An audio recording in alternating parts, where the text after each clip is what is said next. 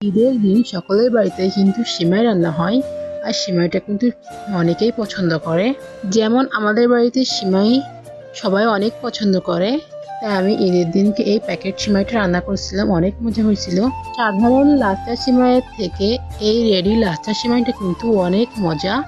তো এর সাথে কিন্তু কিচমিচ আর কাঠবাদাম ফ্রি। তোমরা চাইলে কিন্তু একবার হলেও এই রেডি লাচ্চা সিমাইটা ট্রাই করতে পারো। এটা কিন্তু অনেক মজা। তো প্যাকেট থেকে সিমাইগুলো একটা প্লেটে নামিয়ে নিব। তো দেখতে পাচ্ছ সাধারণ লাচ্চা সিমাইয়ের থেকে কিন্তু এই সিমাইগুলো একদমই অন্যরকম। তো এখন আমি রান্না করব এটা। তো রান্না করার জন্য এখানে আমি 1 প্যাকেট দুধ নিয়েছি, আর দুধটা আমি একটা কড়াইতে ঢেলে নিলাম। তারপর এই চামচটা আমি 3 চামচ চিনি দিব এর ভিতর। তো চিনিটা দিয়ে একটু নাড়াচাড়া করে তারপর আমি এর ভিতরে দিয়ে দিব হচ্ছে কিশমিশ। তো কিশমিশটা দিয়ে এখন আমি এর ভিতরে দিয়ে দিব হচ্ছে স্বাদ মতো লবণ, আর দিয়ে দিব হচ্ছে ভেজে রাখা বাদাম, আর স্বাদের জন্য দিয়ে দিব হচ্ছে গুঁড়া দুধ। তো আমি এখানে 1 প্যাকেট গুঁড়া দুধ ব্যবহার করেছি। তারপর দুধে বলক চলে আসলে এর ভিতরে আমি সিমাইগুলো দিয়ে দিব। দিয়ে এখানে আমি 1 মিনিটের মতো সিমাইগুলো ভালো করে নাড়াচাড়া করে জাল করে নিব।